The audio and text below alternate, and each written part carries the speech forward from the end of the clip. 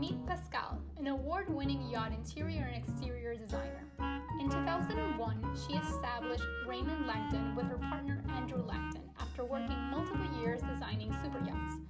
Pascale oversees the design studio, seeing projects from their conception to their final stage. Pascale has a diverse creative background. She has a master's in art history, a degree in interior design and 3D design. She's a qualified archaeologist, has worked as an antique dealer, and even in the film industry. Hi everyone, thank you so much for joining me again at Yacht Femme. I'm here with Pascale Reymond. Hi Pascale, thank you so much. Hello, nice seeing you. Thank you for inviting me. Where are you right now? I'm actually in the city, beautiful city of Bath, in the West Country of England. So obviously this is not my hometown because I'm French, but I've been living here for quite a few years now, and it's beautiful. Okay. So before we dive in, if you can give us a little bit of background of who you are, where are you from, and what do you do in yachting? Yes. Well, I'm actually French. I was born in Brittany in the city of Saint-Malo, which is one of the very famous Corsair pirate city. And I'm a true Malouine. And many years later, when I finished my study at university in Paris, I decided to move to England. And this is why I've been living here for 35 years. That's quite a long time. And a few years when I was in England, I decided to look for a job, a creative job. And I applied for a job doing some buying for a yacht designer. That's in 1989. That's quite a long time. And I thought, wow, that's an incredible industry. So within a year, I asked my boss if I could become a yacht designer in his studio. And he agreed. I became the senior designer in his studio. And in 2001, I decided to start my own Reymond Langton design with my business partner, Andrew Langton. And that's it. We're actually in business for 20 years. Wow, well, congratulations for all the success. Yeah, thank you. So can we, I know you already went through how did you get into the yachting industry, but maybe there's more to that story. Is there something else? What were you doing specifically? Was it high-end residential work? Was it commercial and then moving to yachting? No, actually, before I became a yacht designer, I've actually done many jobs when I moved to England because actually my main background as a university in France is art historian and archaeologist. So nothing to do with yachting. And when I moved to England, I tried many jobs and I worked for an antique dealer. I went for a stained glass studio making stained glass windows. I worked for a film company when I was walking the red carpet in Cannes Film Festival every night. So I have a big experience of yachting, and a very strange story actually about the film festival in Cannes. It was 1988.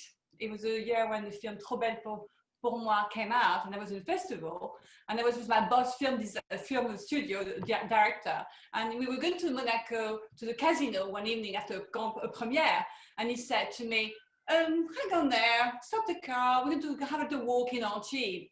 So it was middle of the night, and I said, okay. And he was walking around this big quay with all these big super yachts. Well, they were big super yacht at the time, like 50 meters, 40 meters. And I said, oh, what is it? You know, I was looking at it a bit blasé. And really, did I realize that really I was looking at my future? Because 3 or 4 months later, I started working in the yachting industry. So literally, I moved from the film industry to the yachting. And I was looking, it's like a premonition, you know. I was looking at all these yachts and yes, well, what is it? And I realized, and many years later, that actually, this is what I'm doing. This is my life. So it's interesting, life. It takes a funny turns. You never know what you're going to become. But sometimes it's signs telling you, this is your future. Yeah, wow. I thought you had a similar background with me. I did architecture, but I also did architecture, interior design. Then I did this, then I worked with this crew. So it's always like a labyrinth to get to. I think somehow in life, you can't be just one thing. You can be many things, and you can have many lives. And I think you want to focus on many different activities. That's what I've done, and I realized that working for the film industry teach me to deal with the crowd and the glam of the premiere, and working for an art historian, an antique dealer allowed me to know what sort of antiques to buy and paintings, And stained glass windows, well, now in my projects, I use a lot of artisan and craftsmanship. So I know exactly how you do it, so I can direct it better. So at the end, every experience matters, I think. No, I'm with you. It's interesting when you meet some people that have had that, I don't know, those years of experience that they have done this, that, and then at the end, it all ties up in a big bow. Exactly. Can you take us through a work day? What is it a day at the design studio? The work day, I mean, this one is beautiful because the work day is different every day. I mean, we do travel a lot because we have a yacht being built in Germany, Italy, Holland. So we're on a plane, not as much at the moment, but we are usually on a plane every week somewhere. So you have to count this part of your life, which you're away from home. And you don't know what it is. Sometimes it's to go to the shipyard, sometimes it's to go to marble places in Italy to pick some marble, sometimes it's to go shopping in art dealer, or sometimes just to go to see a client and do a presentation. So it's a lot of movement, and within this time you have still to have time to design. So it's really juggling, making beautiful design, draw it, present it. So it's why this job is really interesting, because you touch every aspect of design.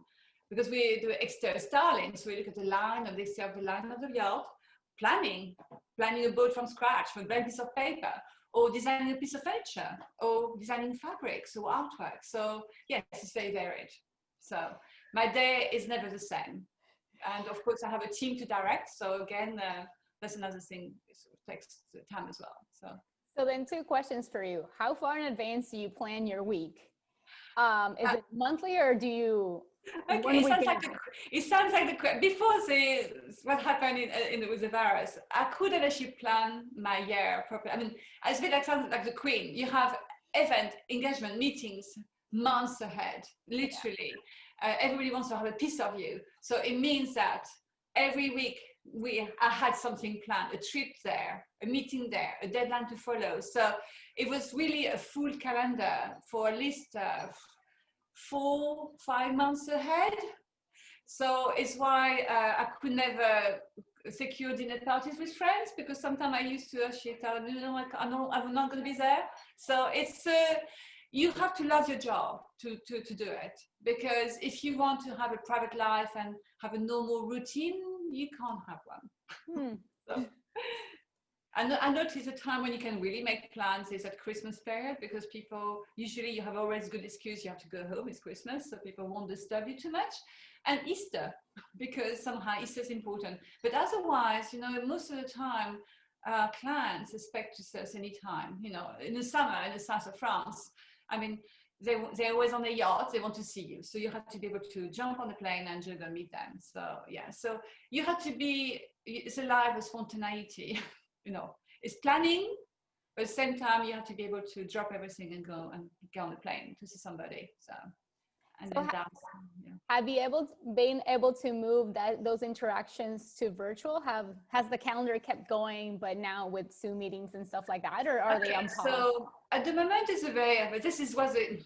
virus is actually a disaster for the world. But at the same time, for my private life, it has been a little bit of a blessing, because I've never been in the place for such a long time. I mean, Andrew and I, we decided to go to France. We have a chalet near Megève, and the day before the lockdown, we decided to take a car, cross France, go to the chalet, and we spent the whole lockdown in Megève, in a chalet overlooking the mountain, and there was nobody, and we were there for 3 months.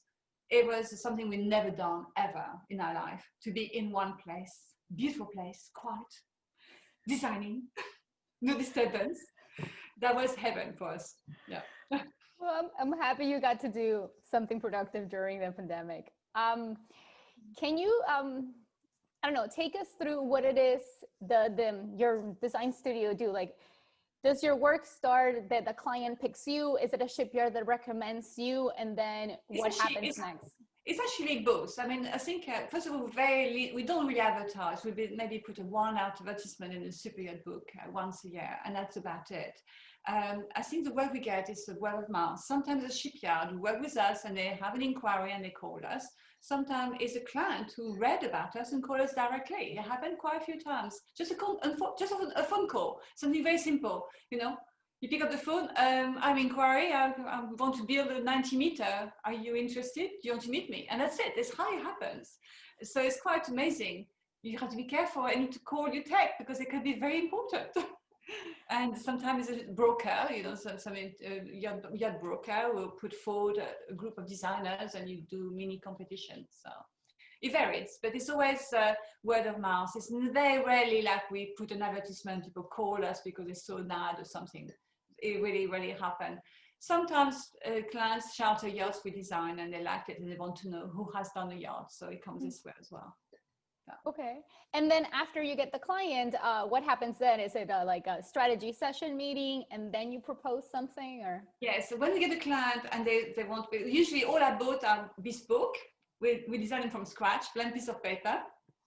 And sometimes they want us to do just inside and they have already an exterior stylist, or they want the whole yacht and we design the exterior also. And we start with a plan, profiles, develop a design on plan of the way they want to use a yacht and have it prepared for them to have a package they can send to a shipyard for pricing. And when they sign a contract with the yard, we carry on designing it and building it. And we design everything you see, you know, all the exterior line, all the planning, all the walls, furniture, everything you see is most of the time designed by us, yeah. Okay, well, that's quite the undertaking. It's quite a lot of work. How long would it take? I don't know, 90 meters from beginning to end for the design, not the production? The design, I think 90 meter, I think for designing it, we're talking about from the moment you sign a contract and you design it, we talk about 18 months for actual designing it, exterior and interior. But of course, designing is one thing, but the beauty of it is to make it happen. So the design carries through later during the production because you have to adjust and make sure everything is built the right way. So on total 90 meter, we took about 4 to 5 years build, which include maybe the first 18 months designing. After this, the next 12 months, 12, 15 months, maybe it's actually checking the production and go on site. And at the end, all the finishing touches, which is furniture, decoration, artwork, which always leave a bit last because you want to design to be still alive. You design at the beginning, but you want to leave some at the end, so the design is still growing and fresh. Yeah. Yeah, and it also has so much stuff has happened that you have thought of other things to add because of the long process. That's it, and because it's a long process, so sometimes you come up with ideas, a new product that comes along, you see. So you always have to leave enough space before the end of the project, so you can actually refresh the design which you've done maybe 8 to 2 years beforehand, because that's how it goes, you see. But the planning on yachting is not like buildings. It's shipyards are very strict with the timing, and you have to respect it, because a yacht will get built and eventually leaves the shipyard. A house doesn't. Even if the house is late, the house is still always in the same place.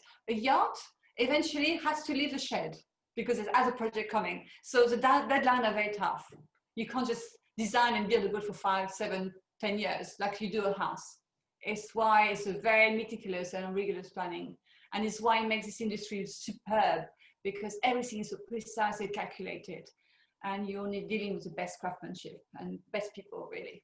So, because there's no margin to error. Because it's not just a house, it's a machine, it's a transport as well. So, yeah. Someone once described it, you're designing a home in the worst possible conditions. You have water, you have sand, you have this, you have movement, you have vibration, all of that, and you're making a luxury space inside. That's right, that's what we do. So you've been doing this for yourself or for your own company for, you said, around 20 years. What can you pinpoint? What has been your biggest accomplishment in yachting? I know you won a couple of awards, so it's hard. Well, there's quite a few things. I mean, first of all, to stay in business for 20 years when you started with nothing. Because before I worked for a yacht designer for about 12 years, but when we started our company, we started with a blank piece of paper. We had no client, we had a few contacts, but nothing, no leads. And it took us about 8 months to sign our first contract. And I sold our house. And we really put all the money to launch ourselves in the Monaco Boat Show. And it was actually the month we launched ourselves was when it was 9/11, you know, and it was literally 10 days later, it was Monaco Boat Show, and we're starting a company in the period of world crisis, when everything, so it was actually quite stressful. We put all our money and we launched ourselves, and suddenly what happened in New York, it was like, oh God, this is the worst time to start a business. But we did manage to, and we eventually managed to get one contract, and got one contract, and after this, it's been a snowball. So to stay in business for such a long time, it's actually quite incredible. But the other thing which was a very big highlight was actually when we were already 2 years in business, and we had a few contracts we were building, but nothing was finished. And so I had to pitch for a very large yacht, 135-meter yacht called Serene. And I went to the client at the time, who was a Russian billionaire, and along with other competitors who actually were very well established, and I was there, and they told me, and I had to show my portfolio of boat, which is only the renderings. I have nothing to show because we never delivered anything, and I got the job, 135-meter motor yacht, without having to show any finished product before, and that was amazing. That was a highlight because it was like, my gosh, how to get this sort of size project like that. Experiment is a very male-orientated industry, and I got it, and I beat everybody else. It was quite something. So when I came back to the office, I said to my guys, "Hey guys, we got the job." So they gave me this name called Giga Girl, you see, like, because it was Giga Boat, you see. So I was a named Giga Girl. So that was quite important moment, I think. The big boat. Yeah. That was, a big sale, but that was not your first sale, or what? No, it was not the first, but you see, the thing is, it was, we had signed 3 projects beforehand, a 45-meter and a 50-meter, but they were in production, so nothing was finished, you know. They were like, so when you go to the sort of league of gigaboats, you know, this 135-meter yacht, it's another beast, you know, it's enormous, you know, it's one of the top 10 boats on the planet, you see, so it was quite something to get it. And the other thing I'm quite proud of with the company is yachting is a very, very male-orientated industry. I never really suffer from it, but you have to admit that literally the key players are men, you know, and they include yacht designers as well. And I would say that our company is 75% women. Mm-hmm. Designers, not just people just doing a bit of fabric. We're talking about designers. There's a large proportion of women in our studio, and we're one of the few who has so many women in the studio. So something important. That's amazing. Well, we're so happy about that. Yeah. It makes a big difference. You know, it's sort of a, I won't say the girl power, but it is a fact. You know, when I actually went to, you see, my name Pascale is. Girl's name is mainly boys, you know, Pascale. And when I got this project Serene, it's a 134-meter yacht, and it was built in Italy, just to give you an example. And they knew that the shipyard had this kick-off meeting in the shipyard, and they knew the designers arriving.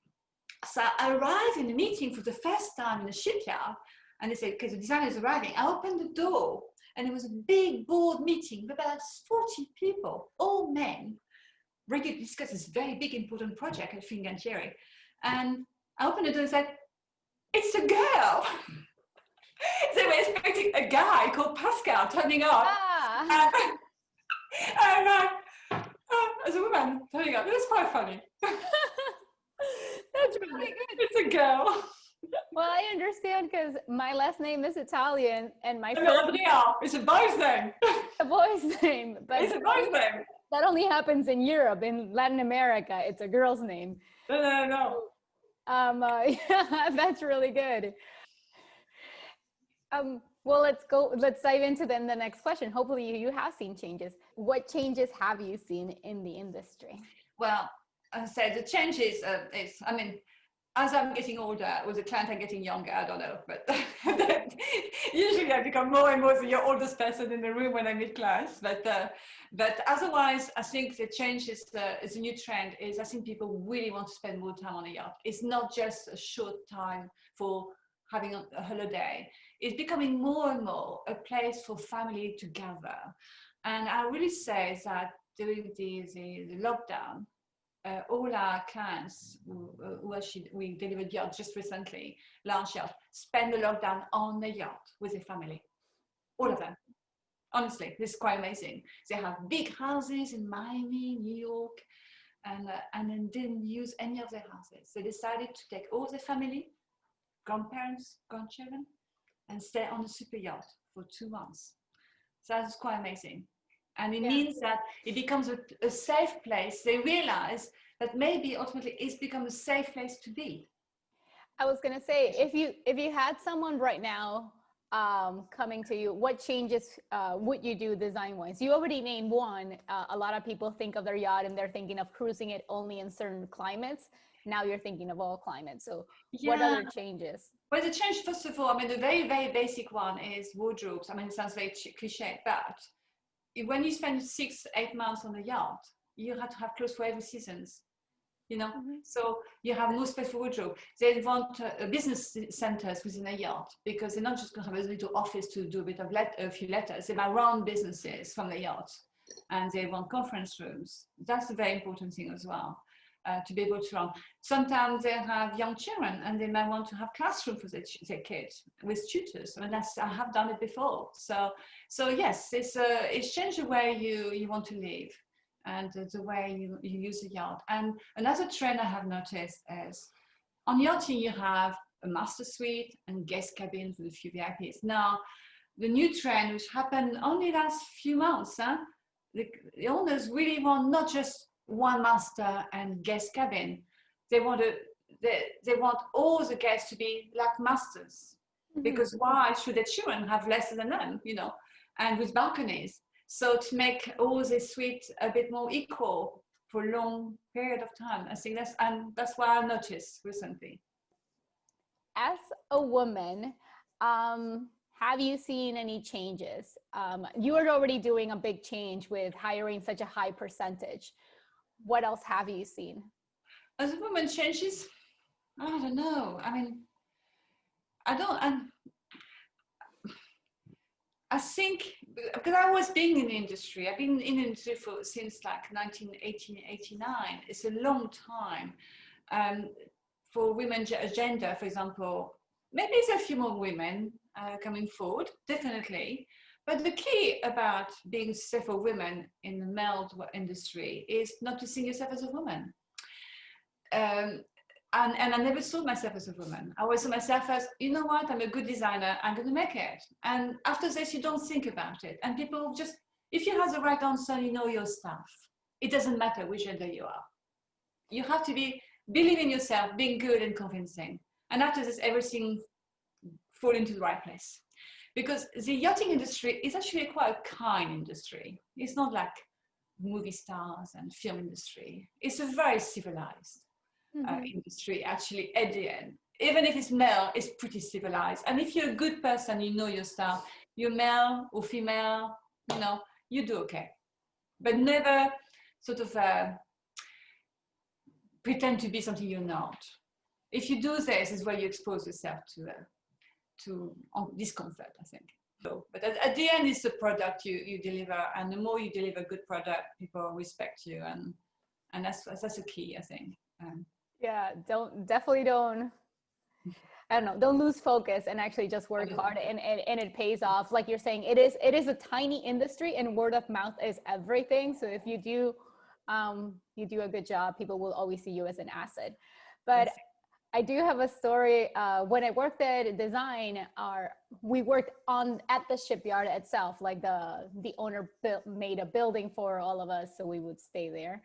And I would be walking the yacht quite often just to see and like to take a break. And I remember the director of the welders would scream at me to get out. Andrea, it's not busy. All my guys are turning to see you, and it's dangerous. They're welders. And I'm like, okay. I wasn't dressed anything provocative. It was jeans and a loose t-shirt, but it was because it was the only one passing that everybody was going. Oh. It's funny, it's a good story because I had the same problem. And one day I was in Turkey. The first thing, you have to stop walking through the body, stopping people working. They're slowing down when you're in the shipyard. I was thinking, oh, really?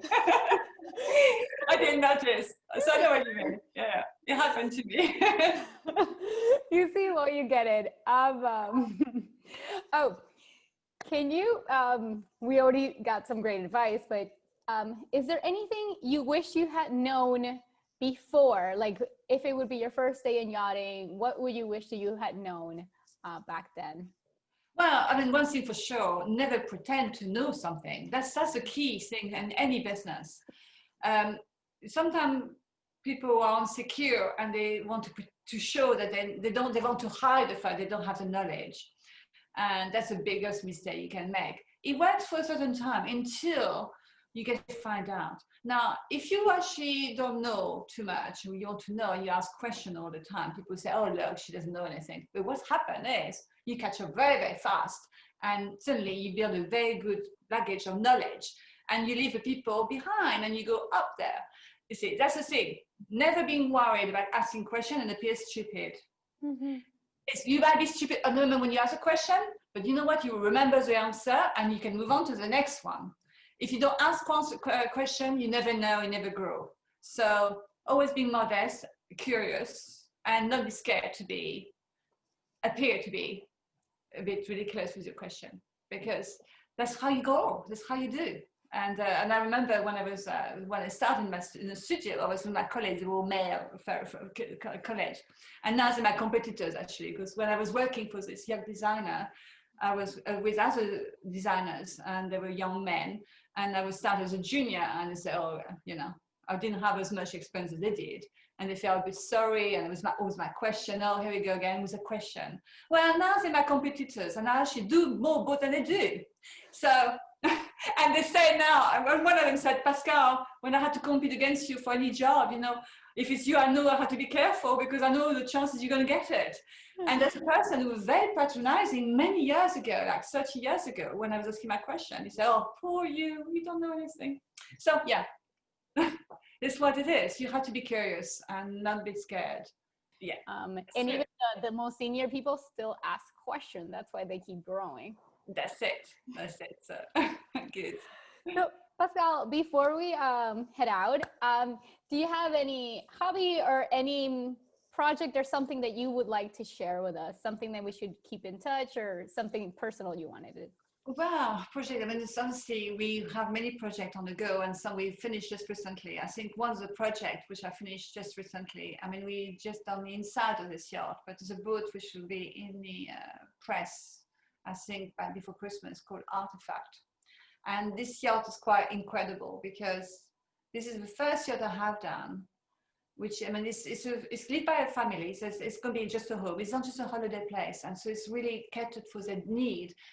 And the thing is with this yacht, because of the amount of glass we have on this yacht, you have to worry about the acoustic, because it's one thing to design glass boxes, you know. Mm-hmm. Anybody can do this, but you want to make sure the interior is still soft, comfortable, and you have a very nice sound within the space. And this yacht combines amazing glass structure with super cozy and comfy interior. So yes, this is something new, and obviously, hopefully, you will discover in the magazine. I don't know, coming December, I think, something good potential, I think. But anyway, yes, that's my latest one. But okay, excited. Well, thank you so much for joining us today. Thanks for inviting me.